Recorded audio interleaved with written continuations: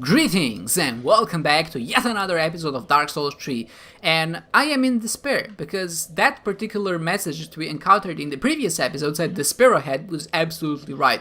The previous episode did not make... Right, I thought I killed him, but I then rested. Can you stop pushing me? That's actually so rude. You can't do that in an honorable battle of two men, or like, man and a monster, I suppose. You were a man and... What is cursing me? I'm just so confused by everything in this particular area. Like, this entire area feels so freaking cheesy. Is this like Dark Souls taking... Like this is Dark Souls 3 Strikes Back. This is what this feels like. It's like, we'll pull up every stop just to make you miserable. Like a dream. It's a nice sight, but damn, I'm too worried to actually notice it right now. Not worried, I'm just too occupied with other thoughts. Like a dream. Fine, I'll upvote it. You know what? Because I'm a nice guy. I rated it good. There we go. My curse seems to be like very high, like my curse tolerance to some extent. But at the same time, like, what the hell is happening? Like, I think if your curse fills up, you just die. That's what I'm worried about, right? Oh wait. Was this guy causing me curse, or was there like a curse pot? I know that those can exist. There are frozen pots, so why couldn't there be a curse pot?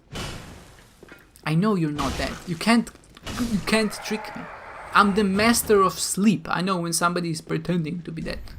I guess I'm a master of death, I suppose. Huh? Oh, he's the cursed boy. Mate, did you know that you have curse on your back? It's a serious medical condition, you should get that checked out. Dodge. I knew it. You know how I knew it? Because with the power of friendship and online messages. That's how I knew it. Ultimately, enemies, you are alone, and I am not. I have the power of the internet on my side. I'm being dramatic. Oh, this is nice, but you know, every time you see a nice sight in a Dark Souls game, you can just tell something bad is gonna happen. Like that guy walking up, like my first initial thought was like, maybe these flowers are cursed. Maybe these are actually what's causing curse around here. Maybe these are spreading the disease, but no. It's just a dark crate who looks really frigging awesome. And he has a flaming sword. Oh god. The attacks you do, can you stop? I mean, I just expected that to happen, right? I guess getting to here wasn't that bad at least, so... But what's even happening? Like, game, just give me a break. He has a little bit of an unorthodox attacks as well. Like, usually enemies tend to swing in a pretty similar fashion. But his attacks were like all over the place. Like, it seemed like a very special sword technique, which has not yet been seen by man on this planet. Sorry for talking in such an interrupted way. You have a curse on your back. I would like to inform you about that. You should get that checked out. It's bad for health. The thing is, like, when curse builds up, like, these enemies do nothing but annoy ultimately, because you just have to wait when you progress forward to the next enemy, which also causes you curse.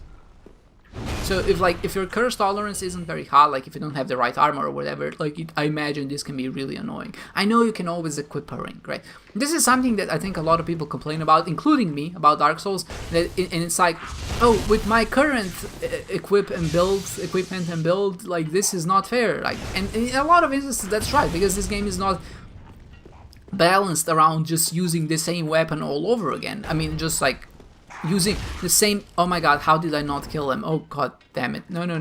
Sir. No, stop it. Oh my god, what am I doing? I will throw a cookery in his face. There we go. The sound effect was obligatory there. A lot of people play this game with just one weapon and just like with one set of armor, and they're like, well, this game isn't balanced around, or like they encounter an area which is substantially difficult because of their playstyle. Like, it can still be done, right? No matter which weapon you have, I think you can still get through the game. There's no enemy which is like fully resistant to fire, so if you use a fire weapon then you're just not able to do any damage. You're still gonna do at least some damage, it's just gonna be much less, it's gonna be much harder. But the thing is, there's so many other things in this game that you can utilize to get ahead of the curve. So like in this case, For example, if I had a very short range weapon, if I didn't have a lot of curse, like yeah, I can still take them out, it would be annoying, but I can always use a ranged weapon, I can always throw a throwing knife, I can equip a ring which increases my curse, and then unequip it, right? The game gives you the tools to deal with a lot of these enemies, you just have to utilize them. Instead of complaining. You know, we like to complain. I like to complain. It's kind of fun sometimes, you know? It's fun to say the game is tricking me when it's actually giving me all the tools I possibly need in order to advance. Like, I can always just go back, farm a lot more souls, I can always go back, just, you know, upgrade my weapons to be a little bit stronger. You know, there's so many options I can do. I can always summon more enemies to spawn. But there's this weird idea of honor that a lot of players have, like, I need to do it in this way for it to count, and I get it, right? It's peer pressure. You see people doing it online, you see people, like, talking amongst your friends, and I think it's fun because it can create a nice memory. What the hell are you? You're cursing me. I don't appreciate you cursing me. And I don't like the way you move, it's kind of creepy. It's like a spider with 4 legs. Disgusting. Disgusting. Disgusting. That's a meme. But I didn't do it well, so... So yeah, a lot of people just get stuck in this, I guess, zone where they feel like they need to prove something to themselves. And it's fine, right? I think that leads to a more challenging and a more interactive, interesting experience. Because if you always just took the easy way out, like, the game wouldn't feel like an accomplishment. So if you just always did, essentially, what the right thing was to do in this moment, if you're like, okay, if I use this particular weapon here, this boss is gonna be, like, 100% easier, you would never have a challenge spike. And I think challenge spikes in games like this are important if you want to enjoy them. So some might just jump down. Okay, I thought it was just gonna break beneath my feet. Okay, I didn't want to go here, but I guess I'm not gonna die because it's not that. Oh no no no no no no no no no no! Just Jesus! I'm scared. The guy is cursing me from above. I need to stop that immediately. So okay, you know, I like how they did that. There's another one right there, isn't there? There's 3 more. Oh my god, what the hell is happening? They're like, did you call, boys? Nice! 1, 2, I can do a 3rd one, I think. I can do a 4th one. There we go. 3 big enemies out there, I'm not a fan.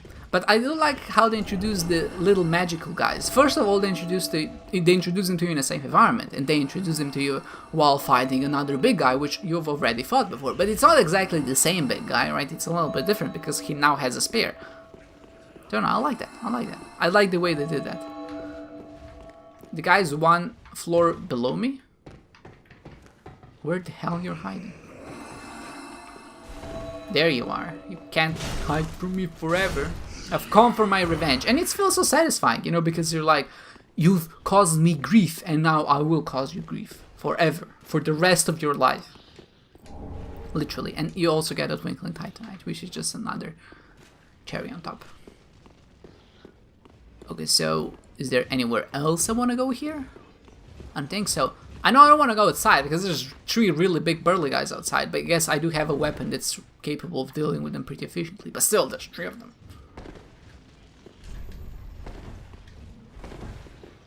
Why the hell does this game always lie to me? Can you stop lying to me? Who makes this up? Oh. I thought there was like a message, like right on top of where he died. That would be kind of funny. Not funny, but like opportune, I guess. 2 of them are patrolling outside. I saw 3 of them, so 1 must be up top, I suppose. Can you not do that? Can I open this door? I'm sorry, I would love to talk to you, but there are enemies outside I need to deal with urgently. Can you just knock on the door, for crying out loud? Don't just talk to him and... Thee the name of God, thine own God, if thou canst recall. Ah, then thou'st not forgotten. Perhaps 'tis why we may converse. I am known as Shira, servant to the Princess Filianor, matriarch of the Church. They who are ken to God's name are surely ken to the terrors of the dark. Please, I bid thee take not from the princess her peace or rest. As the fire waneth, does she lie by the dark, all for the sake of man. Thou'st a kind heart, speak to a captive such as I. It is no surprise thou rememberest our God. A kind heart. You have no idea how many people I've killed. May I ask thee a kindness? Perhaps thou'st beheld the lone dragon that inhabiteth this city. Medir is his name, and the arch-dragons are his forebears. He once railed against the dark, but was by dark afflicted. Now here, returned, he remaineth, to watch over the sleeping princess, true to the old accord. And yet, I would have thee put the dragon to rest, before the dark consumeth him, and his vows are forgot. Very well. Then hasten on thy journey, only disturb not the sleeping princess. As the fire waneth, does she lie by the dark, all for the sake of man. So you might ask yourself, why did I refuse that? Because that's a boss battle. Well, the first point is, it's an optional boss battle, so you don't have to fight him. The second point is, I've heard that it's one of the most egregious battles in all of Dark Souls, and there you are, I knew you were hiding. I knew you were hiding. So yeah, it's one of the most egregious battles in all of Dark Souls, and honestly, I'm just not about that lifestyle. And the second one is, I'm role-playing as kind of a douchebag here, right? Nice, that actually just ended his life. So it just seemed funny for me to be like, will you help me, you are so kind. And like, the kindness she asked me to do is to kill a freaking dragon. And they're like sacred creatures, right? Like, dragons in general are just creatures which are known to be wise, and you know, they're very prolific, and just like, you know, they have a lot of going for them, I guess what I'm trying to say.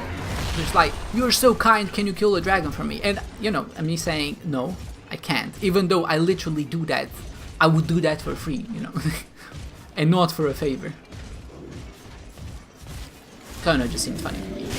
And like I said in one of my previous episodes, I don't plan on literally doing every single encounter in Dark Souls, like in this particular game, because I would like to save some for like my private, like, not my private, but my personal playthrough, which is gonna come at some point, like in the future, when I decide to replay this game.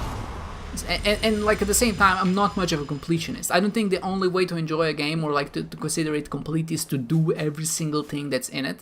Like, for example, if you take something like Assassin's Creed, right, there's a lot of content which could be considered filler in some sense, right? I don't know, finding or trying to find the feathers all around Venice, or whichever country, or like whichever town you're playing in. And that's content, right? But at the same time, I don't feel like you need to do all of that if you want to consider it a complete game. Like, I think you complete it when you go through like the main objectives of the story. And I think that the game designers, like in particular, like in that game or in Dark Souls, have had an idea of what they want the players to accomplish, right? I want to push him off and then do a plunging attack. There we go. So in the Assassin's Creed games, I suspect they wanted us to experience the story, and I feel like you experience the story even if you don't collect all the feathers. In the Dark Souls 3, I assume they wanted us to experience a certain amount of areas, a certain amount of bosses, you know, still give us a challenge, but not something that, I don't know, we can deal with, for example. So, like, in all of that light, or like, wait, I came from here. So with all of that said, I think that the true way to enjoy the game does not depend on like completing every single little thing that you possibly can, or like collecting every single item, but it's more involved than that, right? I mean, it's more subtle than that, I guess it's a better way to put it. It's about whatever you get from the experience, and I feel like I get enough if I just go through what they intended me to go through, and not like add in additional 20 hours on top of what I already gave in. Another swamp. I don't like swamps in this game. There was a guy to the left, he tried to push me off. Can you stop pushing me?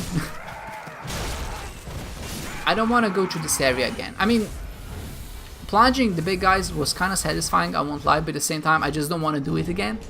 Mostly because... Hello, can you come here? I hope they didn't see me, honestly. Why there's so many of them, though? I just want to plunge you. Is that a bad thing? I hope not. No, no, no, no.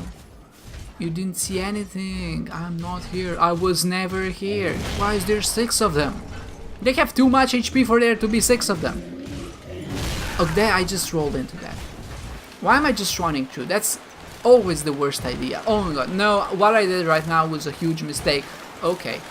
Bad day. Absolutely horrible. Bad day, bad day, bad day. No, no, no. Okay, plan B. There's a big guy there. I don't like it. What is even happening? What is even happening? Where am I going? Is this a safe place? Please tell me this is a safe place of some sort. I want to feel safe. Ringed King Straight Sword. Oh, he just spawns. What the hell? Okay, I'm out. I'm out. I've seen enough. Prism stones. No, stop it. Oh god damn it. Okay, so I'm just really utterly confused as to where my relative or absolute location is in this game. Oh, never mind. I regained my consciousness. I know exactly where I am. Actually, not that far. The problem is, I can't go back up there. How is there treasure ahead? You mean this direction? Because I've just been here and there was no treasure. I just want to go back up the stairs, man. Like, honestly, do I need to jump back down and just make a run for it again? Hidden path. Where's the hidden path? Oh. There it is. Found the hidden path. Okay, this is fine. This is fine. And there's a bonfire. Praise the bonfire. And maybe this is a shortcut? Why is nothing in this game a shortcut? Oh god, what the hell are you? No! I'm so close to the bonfire. If you kill me right now, I'll be seriously upset. Okay, I'm dead. I think. Oh my god. I missed that attack and it managed to get me on the rebound. I'll try to get back to this area and I think this is where I'll call it an episode, so getting back to there should be equally fun, but now I just won't run to it. I'll just actually take my time, so you know, that now we know what to expect, I suppose, is what I'm trying to say. Oh wait, I'm all the way back here again? Well, that's unfortunate, isn't it? Yeah, the cursed boy, I know. Can you just drop down from the ceiling, for crying out loud? Thank you, I appreciate your, I don't know what he did there. I appreciate you trying to appease me. He didn't, though. But he still appeased me, even though he didn't try to. So maybe that counts for something? If people do something mean to you, but you like it, is that actually a good thing? I think that's a really interesting question. Because if someone's intent is to be malicious, but it actually ends up you liking it, is that a bad thing? Like, for example, if someone tries to give you anthrax, right? But for some reason you're addicted to anthrax and you have like a natural immunity to it, and essentially you derive pleasure from getting anthrax, and they were actually just trying to kill you, is that still a bad thing? I would assume so, right? Because it's not about how you feel, but it's about what the intent was, I think. But at the same time, it's also about how you feel, right? Because people do nice things for us, but we consider them mean because they affected us like in a negative way, I suppose. So when someone gives us a gift that we don't really like, you know, we tend to be a little bit miffed. Not all of us, of course, like some people, but you know, it happens, right? I'm not saying, I mean, you have to admit that it's something that happens, what I would imagine, on a pretty regular basis. Someone gives you a gift that you don't particularly like, and you're like, wait, this person doesn't actually know me at all, and I don't like a gift. So we're kind of disgruntled because it's not something that we wanted, for example. So in that sense, you know, we wouldn't say the person was mean for giving us a gift, but we would say that they were like maybe inconsiderate, for example, which is kind of also a bad thing, right? So I'm just wondering, like, if the other way is also true. Like, can we consider something that is mean to be kind of nice, just because the intent, like, not because of the intent, but because of how it made us feel? Because we definitely don't do it for nice things. Like, if someone is nice to us, we don't consider them doing a nice thing. Sometimes, you know, we're actually really offended by it. Not sometimes, like, sometimes more often than not. Like, imagine, like, if you have not a stalker, but imagine there's a guy or like a girl who really likes you, and you're kind of creeped out by them, like, because they are what I would consider, not what I, but I think most would consider, let's say most would consider them a little bit socially awkward, okay? And I'm not saying that it's a bad thing, or, you know, that you should treat people in any certain way, but, you know, there are people who we might feel uncomfortable around, not because of who they are, maybe because of what they do, but they just, maybe because they just have certain social cues that we don't consider to be very, what I would say, charming, or they aren't very approachable, or anything like that, right? Okay, so fine, let's say you have an admirer of some sort, and they like you, but they're really bad at expressing it. So what they do is certain things that we would consider otherwise socially inappropriate. For example, they might bring you flowers, like, often. Like, they might come at you at midnight, for example. Okay, that's a bad example, because that is just, you know, like, annoying, because they wake you up and whatnot. But let's say they do something else. For example, like, imagine you're sitting in a classroom and they decide to sit next to you every single time they possibly can. Now, some might consider that really, like, annoying, obviously, like, a little bit creepy in some sense, because, you know, what are you doing next to me? I don't want you to do this because I don't like you back. But, like, their intent was just, you know, to be nice to you. They maybe think you enjoy their company or whatever. Like, they have no way of knowing because, you know, they are socially inept in some sense.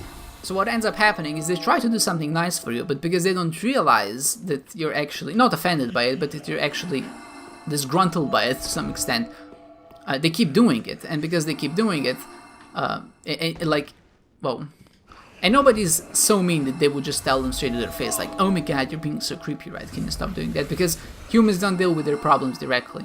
It doesn't happen. So what ends up happening is you just end up feeling a little bit disgruntled and a little bit creeped out because they're so very consistent, like inquisitive in ways that you don't want them to be necessarily. So I think, oh wait, oh, the big guys are dead, so they don't respawn. Why don't these guys respawn but the other ones did? Oh, they do respawn. Okay, I'm silly. But obviously their intent is to be nice, they just don't know how to show it, right? But still, we're very uncomfortable. Like, to some extent, people might even say that, whoa, what is happening? I hear lightning bolts. Oh gosh, that was so bad. Can you drop down and I will punch you? I appreciate it. There's a big guy. Can you kill the little guys, please? Thank you, thank you. That's actually much appreciated. The other guy stunned me as I was actually rolling, and then the big guy jumped on top of me. That was unfortunate. But yeah, so obviously the intent of that person is to be nice to you, but we still consider it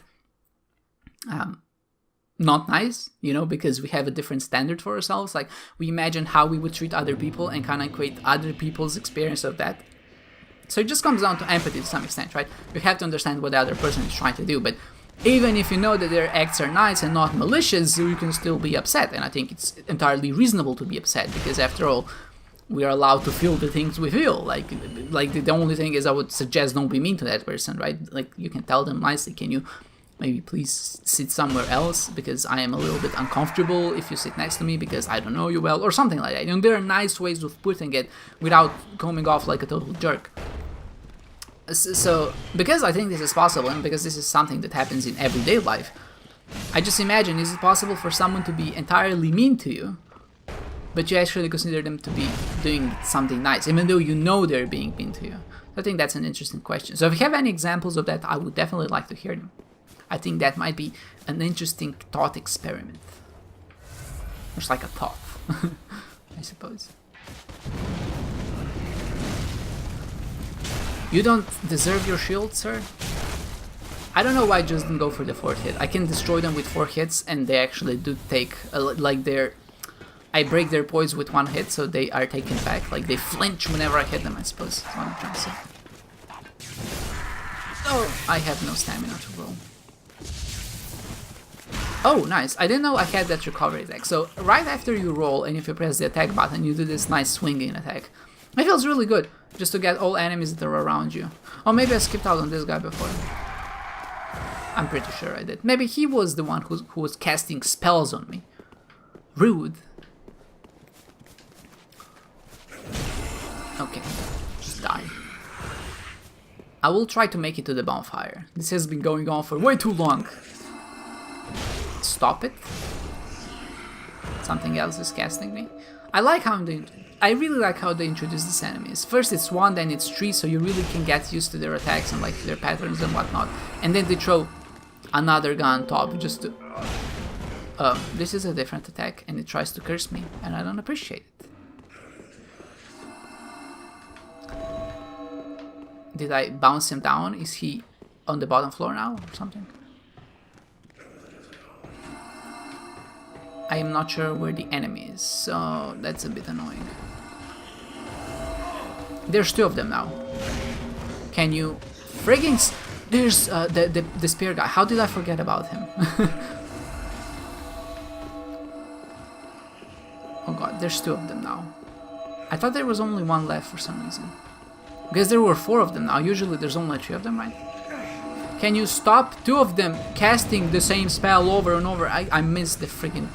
You know what? You have to know when to take your losses sometimes and just... You know, we know where the bonfire is, we know how to get there, so let's just do that and explore this area backwards in the next episode. The question is, can I get through these big burly guys? If I dodge at the right times, I absolutely can. They're coming from the ground, there's so many of them. I would appreciate if you guys weren't as friggin' big, you know. That was a bad dodge, a little bit too early. I'm sorry, flies. I will come back in the next episode to haunt you and destroy all of you because I don't particularly like you. And you, big fly, can come right here and suck my cucumber. I don't know. I'm trying to be PG-13 to some extent, you know. So have to replace the word penis with the word cucumber sometimes. You know, just vegetables are for some reason appropriate, even though a lot of people don't like them. Whereas humanly bodily organs aren't. I don't know what I'm saying anymore. I think I'm just a little bit distraught because of this entire area. There's a big swamp. Luckily, at least it's not poisonous and it doesn't slow us. So I think I would consider that a great success. But what I would also consider a great success is the fact we made it to this bonfire. And I think that in entirety, this is actually a really good spot to call it a day. So with all of that said, I hope you enjoyed this episode and I hope to see you next time.